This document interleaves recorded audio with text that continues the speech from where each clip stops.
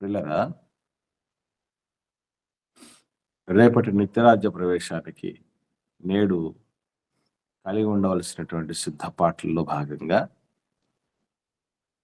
8 గుణాల్లో మొదటి గుణం విశ్వాసం గురించి, ఆ విశ్వాస సంబంధించినటువంటి వేరే గుణములను గురించి నేర్చుకుంటూ ఇప్పటికి మనం 14 విశ్వాస వీరుల గురించి నేర్చుకోవటం జరిగింది. ఇప్పుడు 15వ వ్యక్తి, ఆయన ఎవరో కాదు, దావీదు గారు.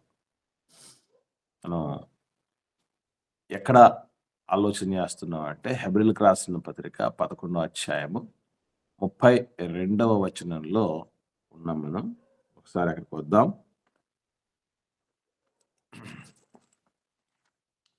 అపోస్తలుడైన పౌలు గారు హెబ్రీయులకు రాసిన పత్రిక 11వ అధ్యాయము 32వ వచనంలో ఇంకను ఏమి చెప్పుదును, గిద్యోను, బారాకు, సంసోను, యెఫ్తా, దావీదు, సమూయేలును వారిని గూర్చి ప్రవక్తలను గూర్చి వివరించుటకు సమయము చాలదు. నిజంగా ఈ మాటలు చదువుతున్నప్పుడు మనం అర్థం చేసుకోవాల్సిన విషయం ఏంటంటే, మనం ఎంత ధన్యులం అంటే, హెబ్రీయులకు వివరించడానికి పౌలు గారికి సమయం లేదు, కానీ దేవుడు మనకిచ్చాడు సమయం.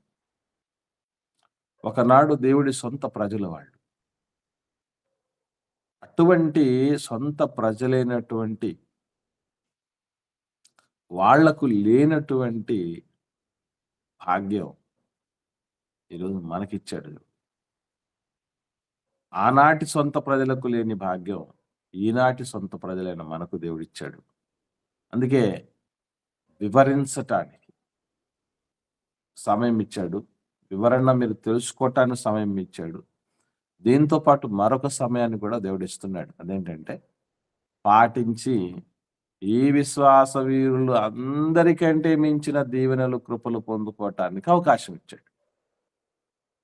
అటు దాన్ని అందరూ సద్వినియోగం చేసుకోవాల్సినటువంటి అక్కర ఉంది ప్రియులారా. సో 15వ విశ్వాస వీరుడు దావీదు గారి కోసం మనం చాలా చాలా సంగతులు గత కాలంలో నేర్చుకున్నాం. ఎందుకంటే సండే స్కూల్లో మొదలుకొని మరి భక్తి జీవితంలో, సంఘ జీవనంలో అనేకులైనటువంటి వారికి ఒక స్ఫూర్తి ప్రదాతగా నిలిచేటటువంటి గొప్ప యోధుడు, వీరుడు, ఘనుడు, పరమభక్తుడు దావీదు గారు. ఆయన గురించినటువంటి గుణగణాలు ఎన్నెన్నో ఉన్నాయి. అయితే మీకు ఆయన కోసం తెలిసినటువంటి విషయాలు మొదటిగా నేను తెలుసుకోవాలని ఆశపడుతున్నాను.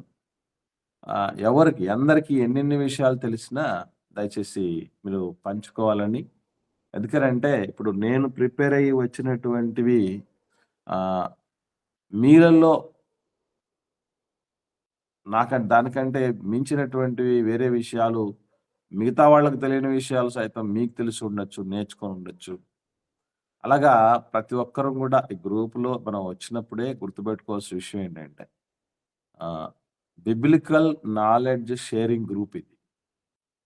అంటే ఆధ్యాత్మికమైనటువంటి విజ్ఞానాన్ని మనం పంచుకునేటటువంటి గ్రూప్. అటు తెల్లవారి వచ్చినప్పుడు ఎప్పుడు కూడా మీరు వింటూ మాత్రమే ఉంటే ఖచ్చితంగా మళ్ళీ నిద్రలోకి వెళ్ళడానికి అవకాశం ఉంటుంది. డిస్కషన్ లాగా దీన్ని మనం మలుచుకోగలిగితేనే చాలా బాగుంటుంది. కనుక ఎవరైతే పార్టిసిపెంట్స్ ఉన్నారో వాళ్ళందరూ కూడా దీంట్లో పాలు పంపులు పొందండి. మీకు తెలిసినది చెప్పండి, ఇబ్బంది ఏం లేదు. అంతేగాని మీరు ఊరికే ఉండటం వల్ల మళ్ళీ నిద్రలోనికి వెళ్ళే ప్రమాదం అనేది ఉంటుంది. నిశ్శబ్దమైన వాతావరణం, రాత్రులలో ఎక్కువ నిద్ర ఎందుకు వస్తుందో తెలుసా మీకు?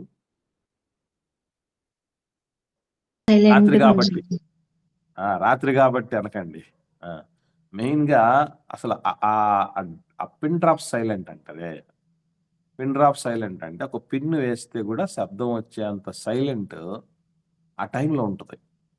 ఈ సైలెన్స్లో ఏమవుతుందంటే బాడీ ఆటోమేటికలీ రెస్ట్కి వెళ్ళిపోవటం జరుగుతుంది.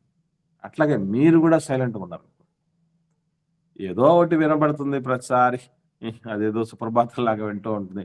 మన పని మనదే, దాని పని దానిదే. 100 మంది ఉంటారండి. అలారం మోగుతున్నా గూడా ఒక సంగీతంలాగా ఫీల్ అయ్యి నిద్రపోయేవాళ్ళుంటారు. తెలుసా మీకు? అట్లా గూడా ఉన్నారు మనుషులు. కాబట్టి అలాంటి పరిస్థితి పెట్టుకోకుండా, దావీదు గారి కోసం మాట్లాడండి అంటే, మీరు ఇంతవరకు ఏమేమి తెలుసుకున్నారో శ్రేష్టమైనటువంటి గుణాలు, వాటన్నిటిని గురించి కూడా మనం తెలుసుకోవాలి. అలాగే నెగెటివ్స్ గురించినటువంటి విషయాలు మనకు అక్కర్లేదు. ఒకవేళ నెగెటివ్స్ గురించి చెప్పినా గూడా దానిలో నుంచి గూడా తేరుకున్నటువంటి సందర్భాలు ఏవైనా ఉంటే అవి చెప్పాలి. కాబట్టి ప్రతి ఒక్కరు గూడా దయచేసి స్పందించండి. దావీదు గారి కోసం మనం నేర్చుకోవాల్సిన ఉత్తమ గుణాలు ఏమిటి అనేటటువంటివి ముందుగా పెద్దల దగ్గర నుంచి మొదలుపెట్టండి. ఎప్పుడు మాట్లాడినా పెద్దల ముందు మాట్లాడండి. ఎందుకంటే మాట్లాడబోతున్నటువంటి పిల్లలు ఎవరైతే ఉన్నారో, ఈ పిల్లలకు వయసు తక్కువ ఉన్నటువంటి వాళ్ళకి అనుభవం తక్కువ. తర్వాత బైబిల్ గురించినటువంటి తెలిసిన నాలెడ్జ్ తక్కువ ఉంటుంది. అది సర్వసాధారణంగా. పెద్దలకైతే అనుభవం ఎక్కువ ఉంటుంది. ఎన్నో వినుంటారు, ఎన్నో నేర్చుకొనుంటారు, ఎన్నో నేర్పించుంటారు. కాబట్టి వృద్ధాప్యం మాటలాడదగింది. అందుకని ముందు పెద్దలు మాట్లాడండి. తదుపరి పెద్దల్ని బేస్ చేసుకొని, ఆదర్శంగా తీసుకొని, పూర్తిగా తీసుకొని, మిగతా పిల్లలు కూడా మాట్లాడడానికి ప్రయత్నం చేయండి. దయచేసి మాట్లాడండి దావీదు గారి కోసం. వందనాలా? అమ్మ వందనాలమ్మ. చెప్పండి. అన్న, మొట్టమొదటిగా దావీదు గొర్రెలు కాచుకునే దావీదును ఆయన గుణగణాలను బట్టి దేవుడు మహారాజుగా చేయడానికి అభిషేకించాడన్న. అవును. అంత మాత్రమే కాకుండా దావీదు నా ఇష్టానుసారుడైన మనుషుడు అని దేవుని చేతనే సాక్ష్యం పొందుకున్నాడన్న. Very good.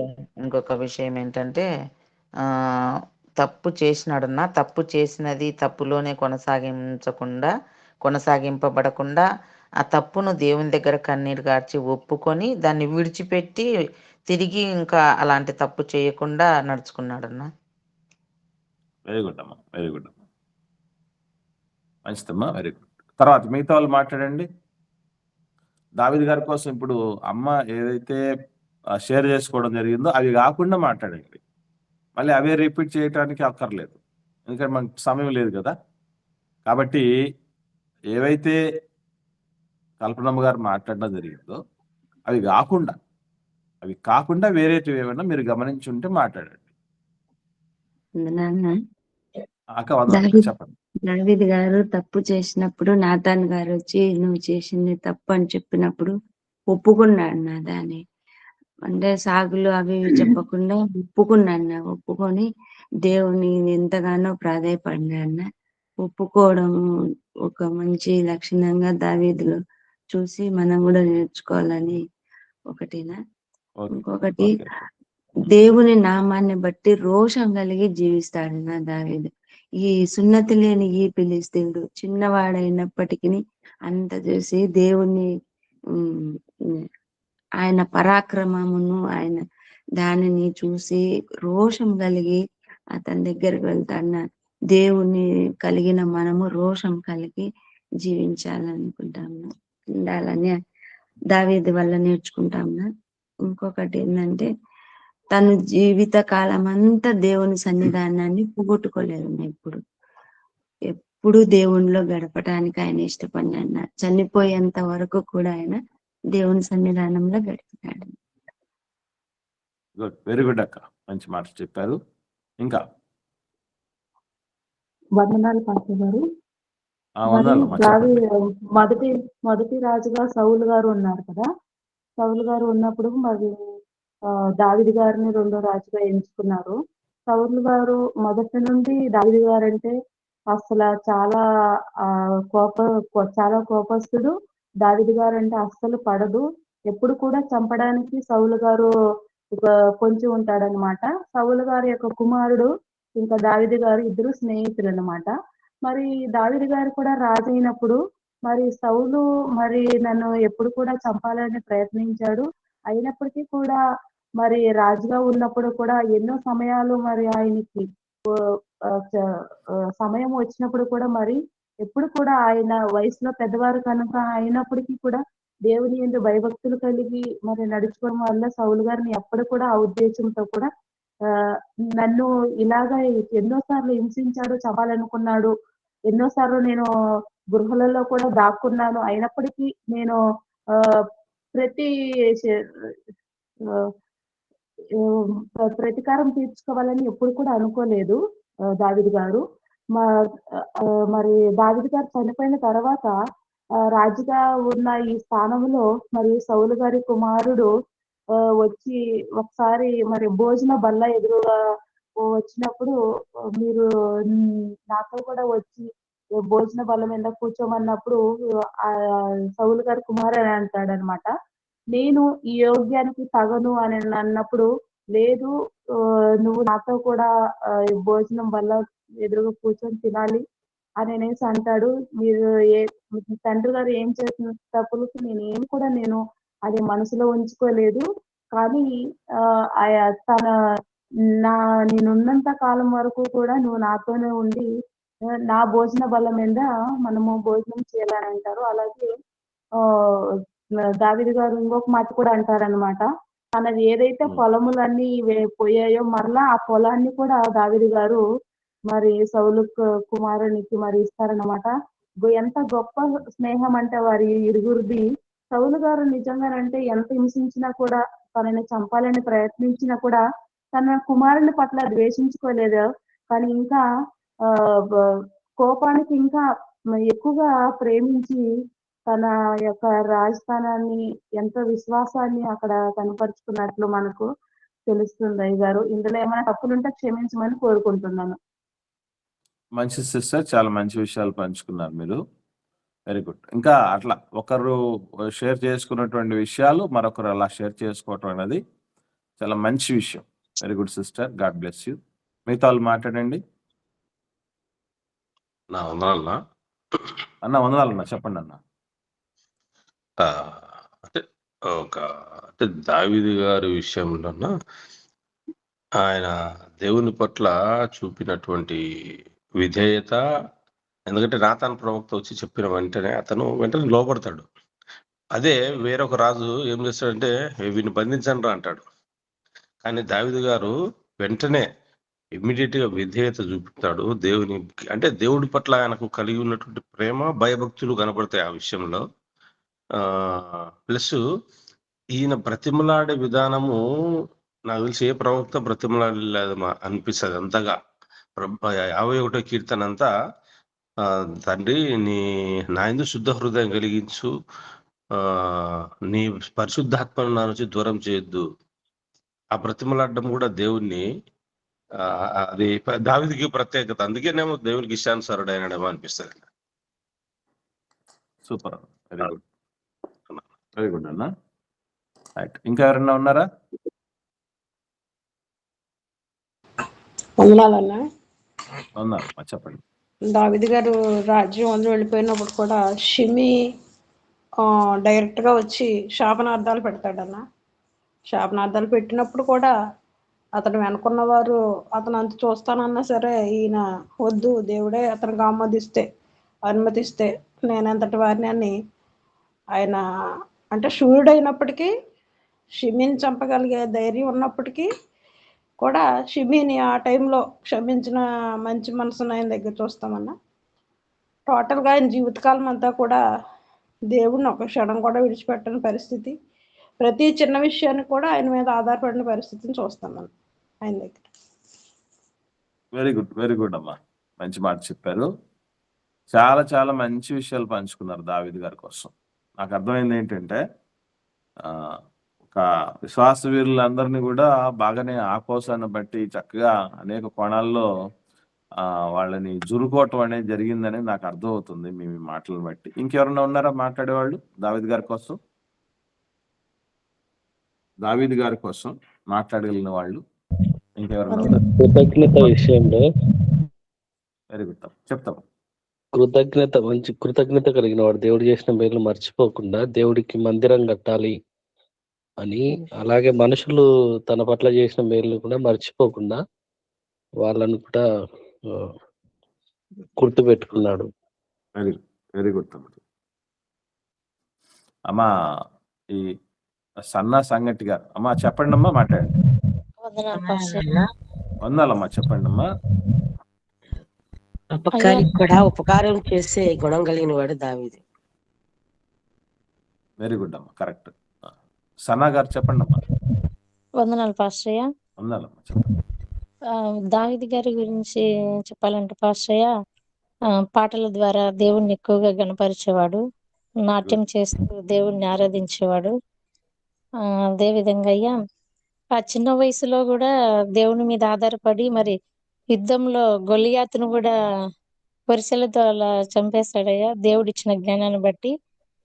ఆ ఇంకా దేవుని పైన మరి భక్తిగా ఉండి ప్రతిదీ కూడా దేవుని మీద ఆధారపడి ఉంటాడని తెలుసయ్యా. వెరీ గుడ్ అమ్మా, వెరీ గుడ్, వెరీ గుడ్, సంతోషం. వందనాలన్నా. చాలా మంచి. వందాలమ్మా, చెప్పండి అమ్మా. దేవుని యొక్క గుడారము, దేవుని యొక్క మందసం గుడారంలో ఉంటే తట్టుకోలేని స్థితిలో ఉన్నారన్న. నేను ఇంత అంతఃపురంలో ఉన్నాను, దేవుని మందసము ఈ గుడారంలో ఉంది అని దేవునికి ఎంతైనా ఖర్చు పెట్టి మందిరం కట్టించాలన్న గొప్ప ఆలోచనతో ఉన్నారు. వందనాలు. వెరీ గుడ్ అమ్మా, వెరీ గుడ్, మంచిది. చెప్పమ్మా నందిని, చెప్పమ్మా.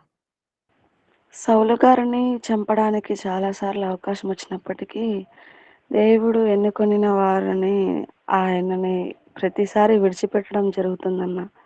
ఆ విషయంలో దేవుడి పట్ల ఆయనకుండే అది ఒక ఇది మనకి చక్కగా కనబడుతుంది. ఆ యొక్క సందర్భం నాకు జ్ఞాపకం వస్తుందన్న దావీదు గారి విషయంలో. ఓకేనా, రైట్. రాజు అన్న చెప్పండి అన్న. ఇంకొక పాయింట్ యాడ్ చేయాలంటున్నా. ఎందుకంటే ఆయన సొలొమోనుతో ఏమంటాడంటే, అంటే దేవుని మందిర నిర్మాణానికి కావాల్సినటువంటి బంగారు యాక్చువల్గా ఆయన సమకూర్చుకోలే, ఇది తన సొంతానికి వాడుకోలే. అంటే డబ్బు మీద, అంటే ధన వ్యామోహం కూడా లేదు దావీదు గారికి. అది మనం అర్థం చేసుకోవాలా. ఎందుకంటే అంత బంగారు ఎంతో తెచ్చి పెట్టేసి ఆయన తన సొంతానికి వాడుకోకుండా, అంటే ధనాపేక్ష సహితము ఆయనను జయించలేకపోయింది. అంటే ఆయనను అది మనకు అర్థమవుతుంది. అక్కడ ధనాపేక్షను సైతం ఈయన జయించినాడు. Very good. వందాలమ్మా, చెప్తాను. అదేనా దావీదు గారు కుమారుని కోసం అనారోగ్యంగా ఉన్నప్పుడు ఉపవాసం ఉండి ప్రార్థిస్తాడు, అంగలారుస్తాడున్నా. మళ్ళీ కుమారుడు చనిపోయిన తర్వాత ఇది దేవుని చిత్తం అయిందని మళ్ళీ మామూలు అయిపోతాడు. గుడ్ గుడ్, వెరీ గుడ్ అమ్మా. అసలు దావీదు గారి కోసం ఎన్ని పర్సనాలిటీ డెవలప్మెంట్ విషయాలు నిజంగా మీరందరూ ఆలోచన చేశారు, కనుక్కున్నారంటే. అంటే ఒకటి ఇక్కడ లోపల ఉన్నటువంటి నిద్రాణమైనటువంటి ఆధ్యాత్మిక శక్తులను మేలుకొలుపుకుంటూ ఉండాలి మనం. అలా ఎప్పుడైతే తట్టి లేపుతూ ఉంటామో చాలా బాగా మనం వృద్ధులోనికి ఆధ్యాత్మికతలోకి రావటానికి అవకాశం ఉంటుంది. అందుకే ఈ డిస్కషన్స్ మీతో చేయటానికి ముఖ్యమైనటువంటి కారణం. ఎస్పెషల్లీ దావీదు గారి కోసం ఇప్పుడు మీరు అందరూ చెప్పుకున్న మాట్లాడారు సార్ కదా, ఇవన్నీ చెప్పిన తర్వాత ఇంకేమన్నా ఉన్నాయి అనుకుంటున్నారా మీరు? ఇంకేమన్నా ఉంటాయి 100% ఉన్నాయి, చాలా ఉన్నాయి. అయితే మీరు అందరూ వాటిలో చాలా వరకు కవర్ చేశారు. అయితే మరింత లోతుల్లోనికి మనం వెళ్ళాల్సినటువంటి అక్కర ఉంది. ఎప్పుడు చూసినా లోతుల్లోనికి వెళ్ళాలి అంటూ ఉంటే మీకు ఏమనిపిస్తుందో కానీ గుర్తుపెట్టుకోవాల్సింది ఏంటంటే, ముత్యాలన్నీ కూడా ఎక్కడ ఉంటాయి? సముద్రపు లోతుల్లోనే ఉంటాయి. పైన వెతికితే మనకు దొరికేది చెత్తా చెదారం, ఉతకలేబరాలు లాంటివి తప్ప లోతుల్లో దొరికేవి ఏమిటంటే ఖచ్చితంగా ముత్యాలే. కనుక అందుకే దేవుడు ఎప్పుడు అంటూ ఉంటాడు, సత్యమైనది బహు దూరముగాను లోతుగాను ఉన్నది, దానిని గ్రహించగలవాడేవాడు అని అంటాడు. కాబట్టి మన గ్రహింపుకు చాలా చాలా అద్భుతమైనటువంటి క్యారెక్టర్. దావీదు గారి కోసం 10 గంటలు వ్యక్తిత్వ వికాస తరగతులు చెప్పచ్చు. చెప్పటానికే వినడానికే. కానీ పాటించాలంటే జీవితం సరిపోకపోవచ్చు. జీవితమే సరిపోకపోవచ్చు దావీదు గారి కోసం. బైబిల్ గ్రంథం అంతట్లో యేసుప్రభుల వారి తర్వాత ఎక్కువగా ప్రస్తావించబడిన పేర్లు 2 తెలుసా మీకు? యేసుప్రభుల వారి తర్వాత దావీదు గారు, అబ్రాహాం గారండి. దావీదు గారు. మోషే గారమ్మ. మో- దావీదు మోసే గారు, దావీదు. మోషే గారు, దావీదు గారు. వీరిరువురి కోసం ఎక్కువగా ప్రస్తావించబడింది పరిశుద్ధ గ్రంథం అంతా.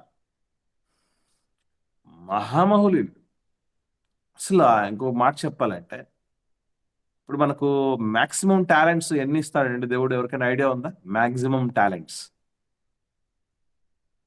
బైబిల్ ప్రకారంగా అన్న 10 తలాంతులు లాస్ట్ కనపడుతుంది బైబిల్లో.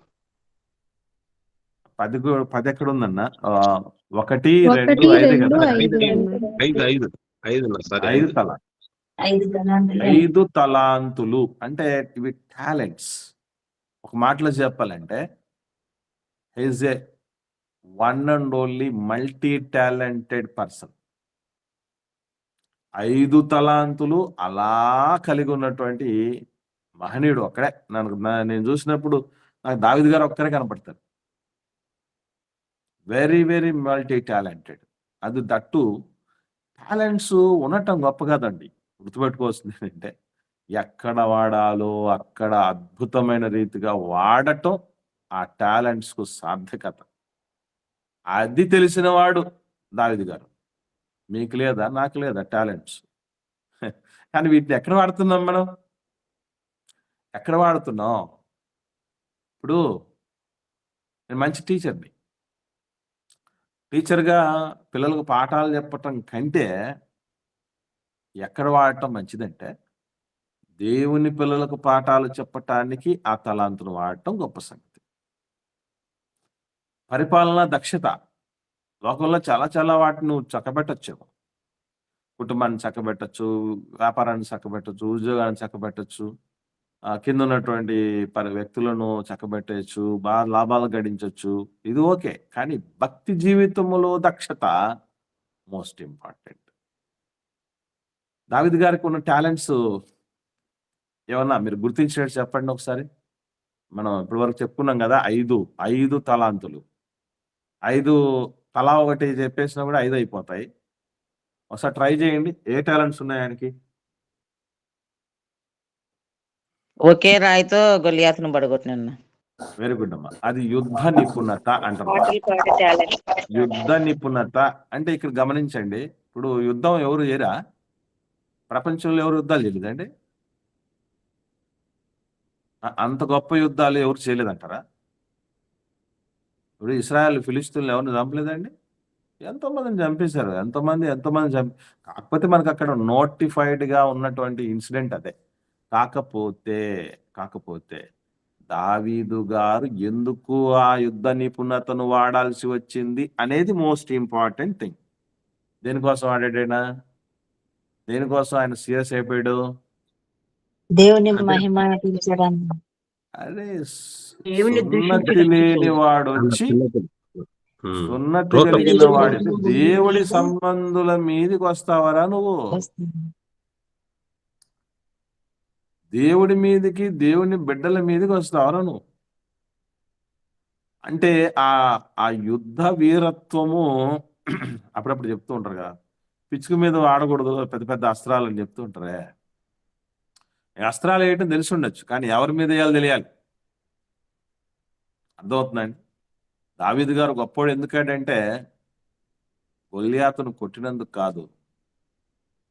గొప్పోడు ఎందుకయ్యాడంటే దేవుని ప్రజలను అన్నందుకు, దేవుణ్ణి మాట్లాడినందుకు వచ్చింది రోషం. రోషం మనకు ఉంటదే, కానీ ఎక్కడ ప్రదర్శించాలో ఎక్కడ ప్రదర్శించకూడదో తెలియదు. రోషం కలిగి దేవుడి కోసం వెలిగేటట్టు. నేను ఇంతకుముందు ఒక మంచి విషయం చూశానండి. ఒక దైవజనుడు అండి, ఆయన తయారు చేసినటువంటి కొందరు దైవజనుల మాటలు ఆయన వింటూ ఉంటాడట. అబ్జర్వ్ చేస్తూ ఉంటాడు. బిడ్డలు ఎట్లా మాట్లాడుతున్నారు, ఏం చేస్తున్నారు, ఎట్లున్నారు వీళ్ళు, ఎదుగుతున్నారా లేకపోతే ఎదగట్లేదా, అక్కడే ఉన్నారా అని ఆయన గమనిస్తూ ఒక ఆత్మీయ కుమారుడు మాట్లాడే విషయాన్ని గమనించాడట. చాలా ఆశ్చర్యపడ్డాడు ఆయన. మీరు వింటే ఆశ్చర్యపోతారు. ఎప్పుడైనా పొయ్యి మీద ఉన్నటువంటి పాత్ర, వంట పాత్ర, పొయ్యి మీద వంట పాత్ర మనం అందరం చూసాం కదా, మనమే పెట్టాం, వంట పెట్టాం కదా, దానికి ఈగలు వాళ్తాయా? అవి వాళ్ళే కాలిపోతాయి. ఈగలు వాలు. మళ్ళీ పొయ్యి మీద నుంచి తీసి కొద్దిసేపు పెట్టిన తర్వాత ఏమైపోతాయి? ఈగలు వచ్చి వాళ్తాయి. ఇప్పుడు ఇవి మనం చూసామా లేదా? ఎప్పుడు చూడండి ఇది, ఎప్పుడు చూసేది. కానీ దానిని ఆధారం చేసుకుని ఒక గొప్ప పాఠం చెప్పాడట ఆయన. అంటే దేవుడి కోసం మండుతూ ఉన్న పరిస్థితుల్లో మన మీద ఏ ఈగా వాలదు. అతడు మండుచు ప్రకాశించుచున్నటువంటి దీపమై ఉన్నాడు. ఎవరు? యేసుక్రీస్తు వారండి. బాప్తీసు యోహాను గారి కోసం ప్రభు చెప్పాడు. కానీ యేసుప్రభుల వారు లోకానికి వెలుగు, ప్లస్ మనల్ని కూడా లోకానికి వెలుగు అన్నాడు. కాబట్టి మనం ఎప్పుడూ అలా మండుతూ దేవుడి కోసం ఉండగలిగితే మన మీద ఏగా వాళ్ళు. ప్రతిసారి మనం ఎన్ని చెప్తూ ఉంటామండి, నాకు ఆ శోధన వచ్చింది, నాకు ఈ శోధన వచ్చింది, ఈ కష్టం వచ్చింది, ఆ బాధ వచ్చింది, ఈ ఎదురు దెబ్బలు వచ్చాయి అంటే గుర్తుపెట్టుకోవాల్సింది ఒకటే, ఇదంతా చల్లారిపోతున్నటువంటి జీవితాలకు నిదర్శనాలు. అంటే ఎదగలేకపోతూ ఉంటాం ఇవన్నీ సాకులు చెప్పి, ఆ కారణం ఈ కారణం. కాబట్టి దేవుడి కోసం నిత్యం మండుతూ ఉన్నటువంటి తపన కలిగినటువంటి వాడిగా దావీదు గారిని చూడగలం. టాలెంట్స్, యుద్ధ నిపుణత ఒకటి, ఇంకా పిల్లని గొర్రె బాగా వాయిస్తాయండి. వెరీ గుడ్ అమ్మా, మంచి మ్యూజిషియన్ అట. మ్యూజిషియన్ ప్లస్ ఇంకేం చేయగలడు తెలుసా అండి? అసలు మామూలు గాయకుడు కాదన్న. మళ్ళీ ఆయన గురించి ఏం చెప్పడం తెలుసా అండి?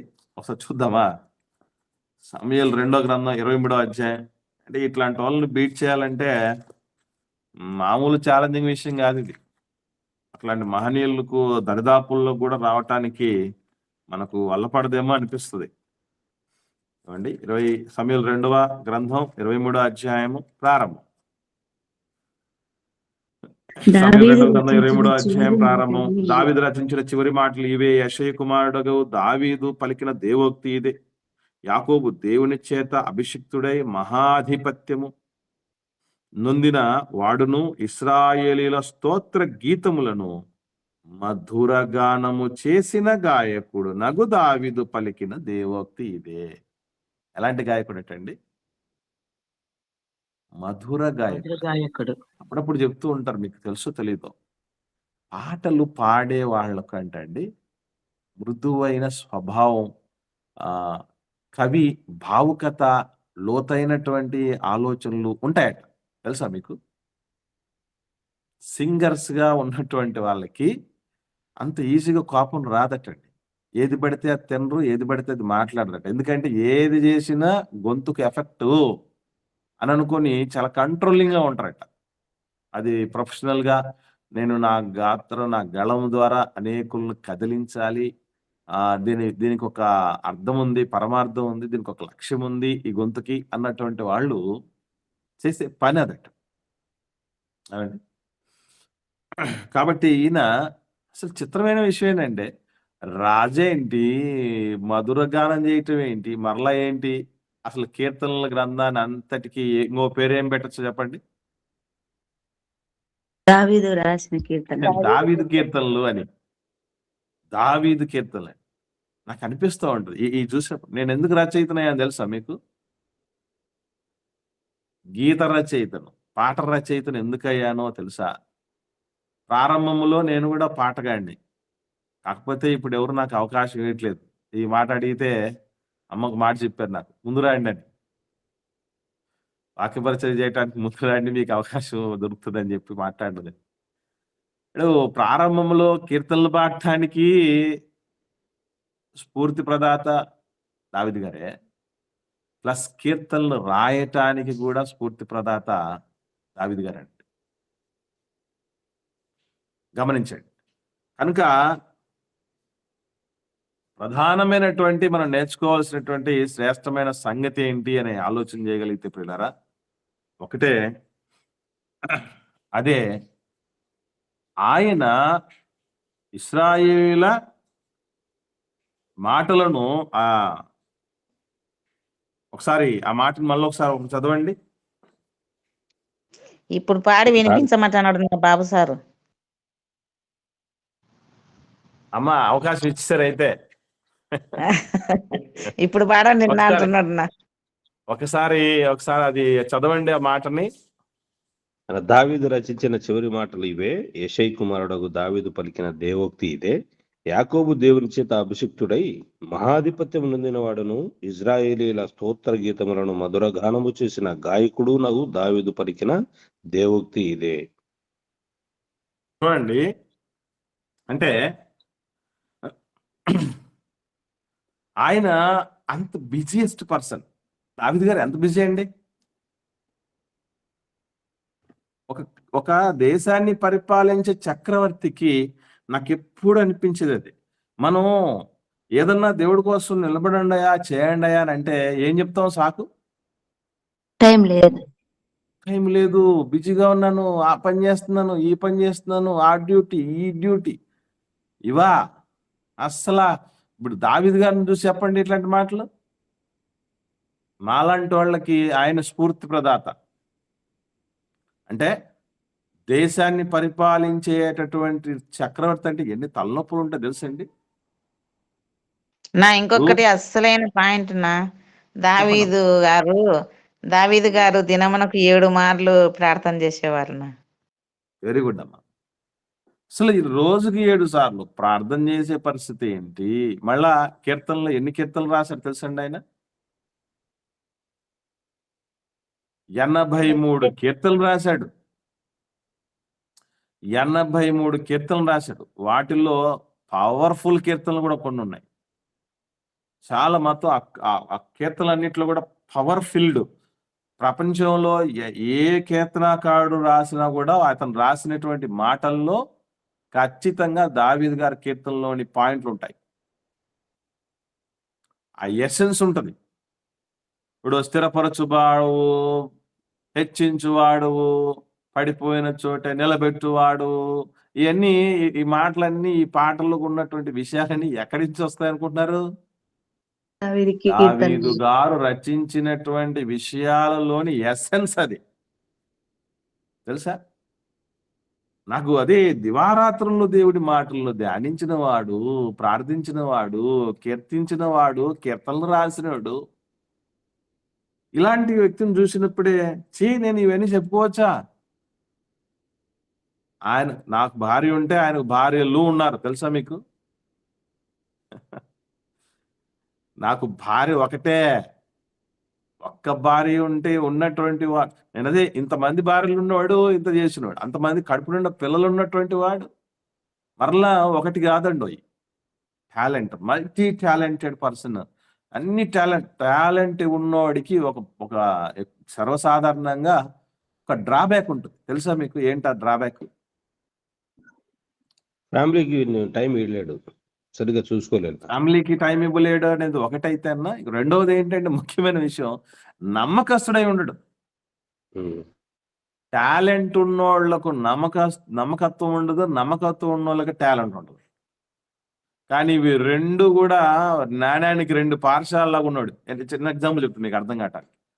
ఏమండి, నంబర్ 1 వీడియోగ్రాఫర్స్ కొంతమంది ఉంటారు, వీడియోగ్రాఫర్లు, ఫోటోగ్రాఫర్లు. కానీ వాళ్ళకు మనకు మళ్ళీ ఆ ఆల్బమ్లు ఏవైతే చేశామో చేయడానికి మనం వాళ్ళకి ఇచ్చుంటామో అవి ఇవ్వాలనుకోండి, మళ్ళీ తిరిగి వాళ్ళు కరెక్ట్గా తయారు చేసి ఎప్పుడు ఇస్తారు తెలుసా మీకు? అయ్యో, నెలలు అన్ని చాలా చిన్న కాలం అక్క. నాకు తెలిసినటువంటి ఒక ఫోటోగ్రాఫర్ ఉన్నాడు. ఆ మహనీయుడు ఏం చేస్తాడంటే ఆ పెళ్ళికి అంటే మనం ఇప్పుడు ఫర్ ఎగ్జాంపుల్ నా పెళ్ళికి తీసాడు అనుకోండి, కూతురు పెళ్ళో కొడుకు పెళ్ళో టైంకి ఇస్తాడు.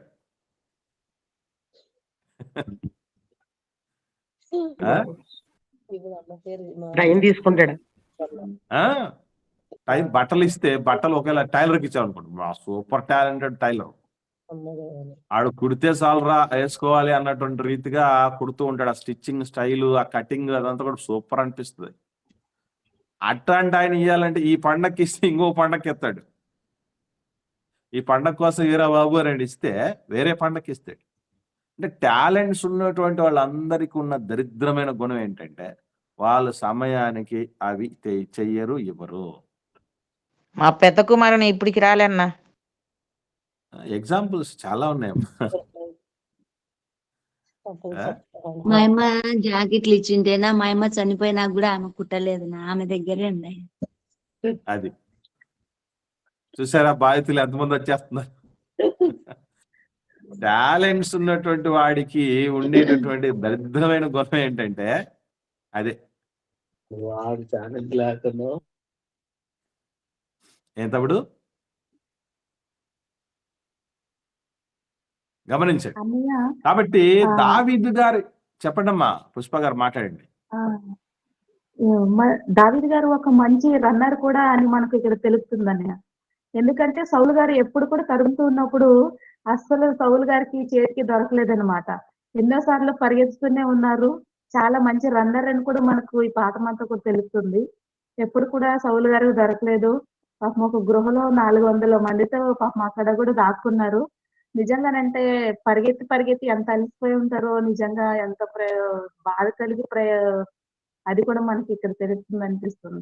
Very good, very good sister. ఇక్కడ మనం గుర్తుపెట్టుకోవాల్సింది ఏంటంటే ఆ దాక్కున్నాడు కాబట్టి, ఏదో చాలా మంది అంటారు పిరికోడనో, లేకపోతే పారిపోతున్నాడు కాబట్టి చేతగాని వాడనో అనుకుంటారు. అది పారిపోతున్న ప్రతి ఒక్కరు పిరికోళ్ళు, దాక్కుంటున్న ప్రతి ఒక్కరు చేతగానోళ్ళు కాదండి. గుర్తుపెట్టుకోండి. యేసుప్రభుల వారు కూడా తప్పించుకుని వెళ్ళిపోయాడు చేతగాకనా అనుకుంటే అక్కడే భస్మం చేయగలిగినటువంటి శక్తిశాలి ఆయన. కాకపోతే సమయం కాదు కేవలం నీతికి నిలబడినప్పుడు అండి కొన్ని కోల్పోవాల్సి వస్తుందండి, కొన్ని తగ్గించుకోవాల్సి వస్తుంది, తప్పదు. ఏమండి? అంటే అదంత సులభమైన విషయం కాదు. అంటే ఇక్కడ టాలెంట్స్ ఎన్నో ఉన్నటువంటి వ్యక్తి, ఆయన యుద్ధశూరుడు ఒకటి, మధుర గాయకుడు, బాగా వాయించగలిగినటువంటి సంగీతజ్ఞుడు, నాట్యం చేయగలిగినటువంటి వాడు. ఇవన్నీ కూడా సంస్కృతికి సంబంధించినటువంటి విషయాలు ఇవి. కానీ అది దేవుడికి వాడినాడు చూశాడు, ఆ దేవుడి మహిమకు వాడి. రచయితలు ఏమో సినిమా కోసం రాసిన రచయితలు లేరా? తెలుసా మీకు? గిద్యోన్ అన్న రాజమండ్రికి సంబంధించినటువంటి సోదరుడు సుమారుగా ఒక 30 టాలీవుడ్ సినిమాలకు సంగీత సారథ్యం వహించినటువంటి సోదరుడు ఆయన. 100 వాయిద్యాలు వాయించగలడు. 1 కాదు 2 కాదు 100. అట్లాంటిది వదిలేసి వచ్చాడండి. సినిమాలకు గుడ్ బై చెప్పేసి వచ్చాడు. లక్షలు కాదు కోట్లు సంపాదించుకోవచ్చు. అలా వదిలేసి వచ్చినటువంటి వ్యక్తి ఇప్పుడు దేవుని పిల్లలకు సంబంధించిన సంగీతానికి మాత్రమే బాణీలు సమకూరుస్తున్నాడు. ఇప్పుడు చిన్న పిల్లలకు సంబంధించినటువంటి యానిమేషన్ 3Dకి సంబంధించినటువంటి వీడియోలు సండే స్కూల్లో టీచర్లకు ఉపయుక్తంగా ఉండటానికి కూడా వాటిని తయారు చేస్తున్నాడు. ఇప్పుడు మరి యోనా గాడిద అనేది ఒక వీడియో చేశాడు సోదరుడు, చాలా బాగుంది అది. యోనా ఇది బిలాము గాడిద, యోనా గారి గురించి చేశాడు. ఇప్పుడు నెక్స్ట్ దానియేల్ గారి కోసం చేస్తున్నాడు. ఇవి దేవుడిలో వాడటం అనేది చాలా ముఖ్యమైనది, అది గుర్తుపెట్టుకోవచ్చు. నేను టీచర్ని, నాకు బాగా చెప్పగలను దేవుడి మాటలే, అది ఏ విషయాన్నైనా చక్కగా అందించగలను అన్నటువంటిది నేను గ్రహించి ఇక్కడ కాదు కదా, ఎందుకంటే టీచర్ కంటే ముందు ప్రీచర్ని నేను. గుర్తుపెట్టుకోండి, నేను 2004వ సంవత్సరంలో టీచర్ని, 2001వ సంవత్సరం నుంచే ప్రీచర్ని. అంటే 3 ఏళ్ళ ముందు టీచర్ కంటే ప్రీచర్ ఎక్స్పీరియన్సే నాకు ఉంది. నేను టీచర్ జాబ్ చేయటం కంటే నేను ప్రీచర్గా జీవితకాలం ఉన్నాను. ఎందుకంటే టీచరు 62 ఏళ్ళకి రిటైర్డ్ అయిపోతాడు, కానీ ప్రీచర్ అవ్వడు. దేవుడి కోసం గళం పని చేస్తున్నంత కాలం, జవసత్వాలు ఉన్నంత కాలం దేవుడి సేవకుడు గలం ఇప్పుతూనే ఉంటాడు. అది దేవుడు ఆ టీచింగ్కి ఇచ్చినటువంటి ఘనత, ఆ టీచర్కి ఇచ్చిన ఘనత, అది సేవకుడికి ఇచ్చిన ఘనత. కాబట్టి ఇక్కడ మనం గుర్తుపెట్టుకోవాల్సింది ఏంటంటే, టాలెంట్లు అందరికి ఉంటాయి. కనీసం ఒక మనిషికి ఒకటైనా ఉంటుంది. కానీ దానిని ఎక్కడ వాడాలో అక్కడ వాడటం చాలా ప్రధానమైంది సుమా. అది గుర్తుపెట్టుకోవాలి. చెప్పండి అన్న. రారాజన ఏదో మాట్లాడుతున్నారు. అన్నా ఏదన్నా అంటే ఈ టాలెంట్ లోనే ఇంకోటినా వివేకముతో కూడిన నటనశీలుడు కూడా దావీదు గారు. అవునన్న. అంటే మెయిన్ అంటే ఒకటే, ఇక్కడ ఎక్కడ మనం బలవంతులమని లేదా శక్తివంతులమని మన టాలెంట్స్ వాడాలో, ఎక్కడ వాడకూడదో కూడా తెలియాలి. ఇప్పుడు మనం అవసరం లేని చోట ప్రదర్శిస్తూ ఉంటాం, అవసరం ఉన్న చోట ప్రదర్శించం. ఇదొక సమస్య మనకి. అంటే అనువైన చోట ఎక్కడ వాడాలో, ఇప్పుడు ప్రతిసారి సూర్యుడు సూర్యుడు సూర్యుడు అన్నట్టుగానే వాడలేదైనా. శూరత్వం ఎక్కడ వాడాలో అక్కడ వాడాలి. ఇప్పుడు చిన్న ఎగ్జాంపుల్ చెప్తాను మీకు అర్థం కావటానికి. దావీదు గారి దగ్గరికి ఇది ఊర్లోనికి పురంలోనికి మనసం వస్తుంది. మనసం రాగానే ఏమైపోయాడు? చిన్న పిల్లోళ్ళలాగా నాట్యం చేయడం మొదలు పెట్టాడు.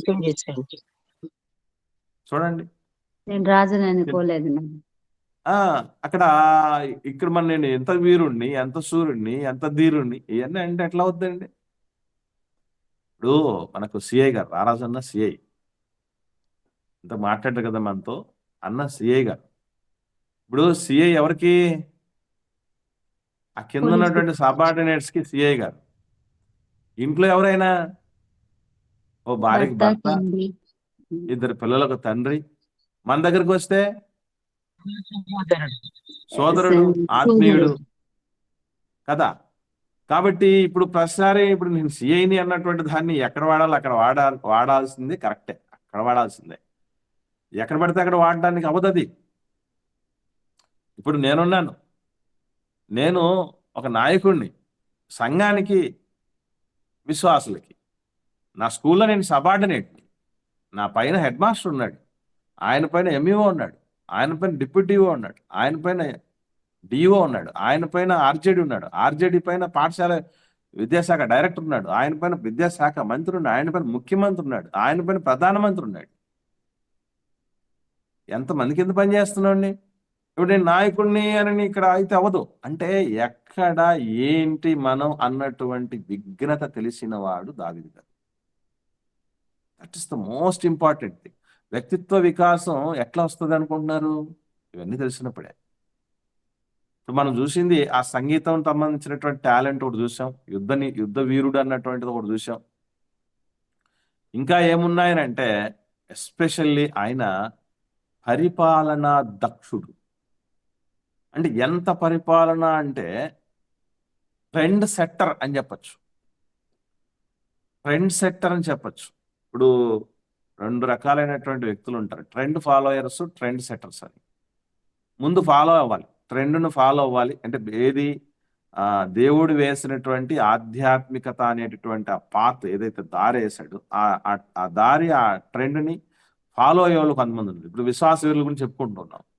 వాళ్ళు ఫాలో అయిపోతే ట్రెండ్ ఫాలోయర్ అంటారు మనం. కానీ ఈయన ఎవరంటే, ఈయన ఫాలోయర్ మాత్రమే కాదు, దేవుణ్ణి ఫాలో ఉండే క్రమంలో ఒక ట్రెండ్ని సెట్ చేశాడు. ఎట్లా అంటే, ఏమయ్యా రాజులలో, ఇశ్రాయేల్ రాజులలో, యూదర్ రాజులలో ఎవరు గొప్ప రాజు అని అంటే, దావీదు గారిని పోలి పరిపాలించిన వాడు మంచి రాజు అంటారు. అంటే ఏం అర్థం? ఆ విధంగా ట్రెండ్ సెట్ చేశాడు ఆయన. ట్రెండ్ సెట్టింగ్ పరిపాలకుడు ఆయన. ఇప్పుడు మనం ఏదన్నా పరిచయం చేసిపోతే అయితే గీతే గొప్ప గొప్ప నీతిమంతులను, విశ్వాస వీరులను ఫాలో అవుతున్నా ఉండాలి, లేదా నీకు నాకు అంటూ ఒక ప్రత్యేకమైన ట్రెండ్ అంటూ మనం సెట్ చేయాలి. ఈ రెండింటిలో ఏదో ఒక స్థితిలో మనం ఉండాలి. కానీ ఎలా ఉంది మన పరిస్థితి? అటు ట్రెండ్ ఫాలో కాలేను ట్రెండ్ సెట్ ఏం చేస్తాడు? ఇక పట్టయిపోవటం తప్ప సెట్ చేయటం ఏమి ఉండదు ఇక. కాబట్టి మనం ఎంత స్థితికి ఎదగాలో దావీదు గారిని చూసి మనం అర్థం చేసుకోవచ్చు. ఒక పరిపాలనా దక్షుడు, ఒక గొప్ప యుద్ధ వీరుడు, మధుర గాయకుడు, సంగీతజ్ఞుడు, నాట్యకారుడు, అంత మాత్రమే కాదు, ఒక మంచి కుమారుడు, ఒక మంచి సోదరుడు, ఒక మంచి భర్త, ఒక మంచి తండ్రి. ఇప్పుడు కొంతమంది ఉంటారండి, అప్పుడప్పుడు చెప్తూ ఉంటారు, ముఖ్యంగా ఇంట్లో ఉన్న ఇల్లాల గురించి మాట్లాడుతూ, ఈవిడ మంచి అమ్మే కానీ మంచి భార్య కాదంట. విన్నారు ఈ మాటలు? అంటే అమ్మ పాత్ర వరకు బాగానే ఉంటుంది, కానీ మంచి భార్య పాత్రకు వచ్చేసరికి భార్య కాదంట. అట్లాగే పురుషుడు గురించి మాట్లాడుతూ ఈయన మంచి తండ్రే కానీ మంచి భర్త కాదు అని చెప్పేవాళ్ళు ఉంటారు. విన్నారా? విన్నాం బాబు. మంచి భర్త, మంచి తండ్రి కానీ మంచి కొడుకు కాదు అని చెప్పేవాళ్ళు ఉంటారు. లేదంటే మంచి సోదరుడు కాదు, మంచి సోదరి కాదు, మంచి కూతురు కాదు, మంచి ఫ్రెండ్ కాదు, మంచి భక్తురాలు కాదు, భక్తుడు కాదు అని చెప్తూ ఉంటారు. చూసారా? అంటే ఇప్పుడు ఎక్కడైనా ఒకటో రెండో ఇదైపోయే పరిస్థితులు ఉంటాయి. కానీ నాన్న మీ అన్నయ్యల దగ్గరికి వెళ్ళి యుద్ధం చేస్తూ ఉంటే, అన్నయ్యలు సైన్యంలో యుద్ధం చేస్తున్నారు. సౌలురాజు దగ్గర కీలకమైనటువంటి వ్యక్తులు దావీదు గారు అన్నయ్యలు. అలా యుద్ధం చేయటానికి చేస్తున్న సమయంలో ఆ రాజుగారు నియమించినటువంటి పై ఆఫీసర్ని పరామర్శించి, అన్నయ్యలకు నువ్వు ఆహార పదార్థాలను ఇచ్చినా నాయనా అని అంటే, దావీదు గారు ఎంత బాధ్యత కలిగినటువంటి కుమారుడు అంటేనండి, ఇచ్చిన పనిని నెరవేర్చటంలో మనం ఉన్నాం. మనల్ని నమ్మి ఏదైనా ఒక పని అప్పగిస్తే ఎంత జాగ్రత్తగా చేయాలి, ఎంత తీక్షణతో చేయాలి, ఎంత బాధ్యతగా చేయాలి అని అంటే ఏం చేస్తాడు తెలుసా అండి? ఆ మందని తెలుసా మీకు? దావీదు గారిలో ఉన్నటువంటి అద్భుతమైన గుణాలు ఈరోజు ఎంత వేరొకరికి గొప్పవి. అప్పగిస్తాడు. ఆ పశువుల మందని ఏం చేస్తాడంటే వేరొకరికి అప్పగించి వస్తాడండి ఆయన. విషయం మనకి సమూయేలు మొదటి గ్రంథం 17వ అధ్యాయంలో కనపడుతుంది. చూడండి 20వ వచనం. సమూయేలు మొదటి గ్రంథం 17వ అధ్యాయం 20వ వచనం చూడండి. దావీదు ఉదయమున లేచి ఒక కాపరికి గొర్రెలను అప్పగించి ఆ వస్తువులను తీసుకొని యెషయి తనకిచ్చిన ఆజ్ఞ చొప్పున ప్రయాణమైపోయెను. అయితే చాలక్క, నిన్నటి దినాన్న ఉదయకాలం నేను ఆన్లైన్ తీసుకోలేకపోయాను. జర్నీలో ఇక్కడి నుంచి దాదాపుగా 130-140 కిలోమీటర్ల దూరంలో ఉన్నటువంటి చోటకి మ్యారేజ్కి వెళ్ళాల్సి వచ్చింది. అయితే తెల్లవారి లేచి ట్రైన్ పట్టుకొని కడపకు వచ్చి అక్కడి నుంచి ఇంకో చోటకి బస్కి పట్టుకొని చేస్తూ వెళ్తే తప్ప అవ్వదు. తప్పనిసరిగా వెళ్ళాల్సి వచ్చింది. అప్పుడు ఏం చేశాను నేను? వేరొక కాపరికి ఇచ్చిపోయినా. అలా అప్పగించకుండా వెళ్ళిపోయినటువంటి పరిస్థితి ఉండకూడదు. తమ్ముడు సురేష్ ఎప్పుడు ఫాలోఅప్ చేస్తూ ఉంటాడు మాట్లాడుతున్నటువంటి వాళ్ళు. ఏంటి ఈ సంగతి? ఇప్పుడు నేను మీటింగ్స్కి వెళ్ళిన కొన్ని సందర్భాల్లో నాకు అన్నా రేపు గుర్తుందన్నా మాట్లాడేది ఉంది, అవుతుందా అవుదా అని తమ్ముడే ఫాలోఅప్ చేస్తాడు. చాలా బాధ్యత అలా ఉండాలి, చాలా అవసరం అది. ఏదన్నా ఒక బాధ్యత అప్పగించినప్పుడు అప్పుడప్పుడు పెద్దలు చెప్తూ ఉంటారు, కాలుతో చూపిస్తే ఏం చేయాలంటారండి? పని కాలుతో చూపిస్తే చేయితో చేయాలి మనం అని అంటారు. ఇట్టోళ్ళు ఎవరు ఎంతమంది ఉన్నారండి? అసలు బాధ్యత అప్పగిస్తే, ఇప్పుడు లీడింగ్ మీకుంది, ఎవరో ఒకరు వచ్చి అమ్మ నీదే లీడింగ్ అని చెప్పేంతవరకు ఉండొచ్చా? పొరపాటు కూడా ఉండకూడదు. ఏదైతే లీడింగ్ ఉందని అంటారో అది వండినప్పుడు ఖచ్చితంగా మీ వల్ల కుదరట్లేదు, ముందు రోజే ఎంత తొందరగా వీలైతే అంత తొందరగా ఉన్నటువంటి నిర్వాహకులకు దాన్ని తెలియపరిచి ఆల్టర్నేటివ్ చూడమని చెప్పాలి. ఇవన్నీ అవసరం మనకి. కనెక్ట్ చేసేవాళ్ళు, అలర్ట్ చేసేవాళ్ళు ఒకరో ఇద్దరు కాదు, బాధ్యత తీసుకోవాల్సింది. అందరిది నాదొక బాధ్యత ఉంది. నేను రావటమే కాదు, నా కుటుంబం రావటమే కాదు, నేను 10 మందిని తీసుకురావాలన్నటువంటి తపన మనకు ఉండాలి.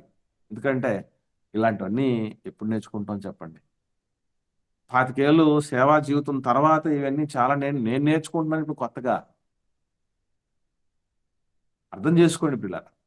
కాబట్టి దావీదు గారికి ఉన్నటువంటి అద్భుతమైనటువంటి గుణం ఏంటంటే, ఆ బాధ్యత ఏదైతే అప్పగిస్తారో అది వేరొకరికి అప్పగించి వేరే పనికి వెళ్తాడు.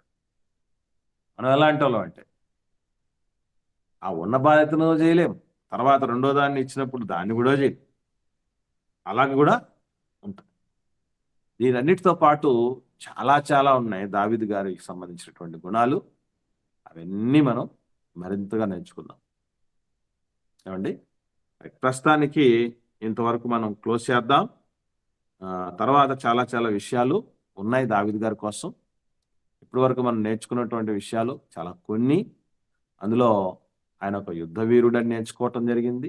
ఆయన ఒక కీర్తనాకారుడని, మధుర గాయకుడని, సంగీతం వాయించగలిగిన వాడని, అలాగే బాధ్యత కలిగిన వాడని, టాలెంట్స్ మాత్రమే కాదు, దాంతోపాటు సమర్థత మాత్రమే కాదు, నమ్మకత్వం కూడా కలిగిన వాడు అని మనం దావీదు గారి కోసం నేర్చుకోవటం జరిగింది. ఇవన్నీ కూడా మనలో ఉండాల్సినటువంటి గుణాలు. ఒక ఆధ్యాత్మిక ఎదుగుదలకి దేవుడు ఊరికే ఒక మనిషి కోసం ఇంత స్టేట్మెంట్ ఇస్తాడండి. దావీదు గారట దేవుని సంకల్పము చొప్పున సుబుద్ధి తన కలిగిన తరము వాడు. వారికి సేవ చేసి నిద్రించాడట. ఈ స్టేట్మెంట్ మన జీవితానికి దేవుడు ఇవ్వగలగాలి. సేవ, సర్వీసెస్ అంటారు వాటిని. ఆ సర్వీసెస్ అన్నవి దేని చొప్పున మనం చేస్తూ ఉన్నాం? ప్రభుత్వ నిబంధనల చొప్పున సేవ చేసినటువంటి వ్యక్తులు కొంతమంది ఉంటారు. కొన్ని కంపెనీల నిబంధన చొప్పున సేవ చేసిన వాళ్ళు ఉంటారు. దేవుడి సంకల్పం చొప్పున సేవ చేసిన వాళ్ళు ఎంతమంది ఉంటారు? దట్ ఈస్ కింగ్ డేవిడ్, రాజైనటువంటి దావీదు గారు, భక్త దావీదు గారు, కీర్తనాకారుడైనటువంటి దావీదు గారు. ఇవన్నీ కూడా ఆయన కోసం నేర్చుకున్నాం. రేపటి దినం కూడా మనం దావీదు గారి కోసమే అద్భుతమైనటువంటి మరిన్ని గొప్ప సంగతులు నేర్చుకునే ప్రయత్నం చేద్దాం. రైట్. ఇప్పుడు ఏం డౌట్లు వచ్చినా కూడా అవి ఏమన్నా ఉంటే నోట్ చేసుకోండి, ఎందుకంటే పాఠం కంప్లీట్ అవ్వలేదు కాబట్టి. రేపటి దినాన్ని కూడా అయిపోయిన తర్వాత డౌట్స్ గురించి మనం మాట్లాడుకుందాం. అధ్యక్షుల వారు సమయం తీసుకోండి.